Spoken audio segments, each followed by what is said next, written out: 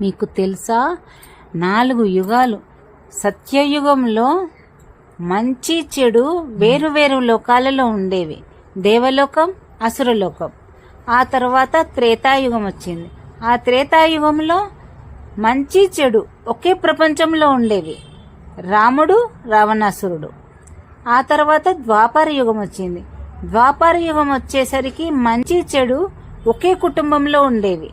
కౌరవులు, పాండవులు. ఆ తర్వాత కలియుగం వచ్చేసింది.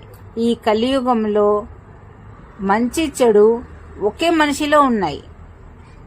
అందుకే మానవ జన్మ చాలా గొప్పది. కాబట్టి మంచిని ఉంచి చెడుని తొలగించుకోవడం చేయండి.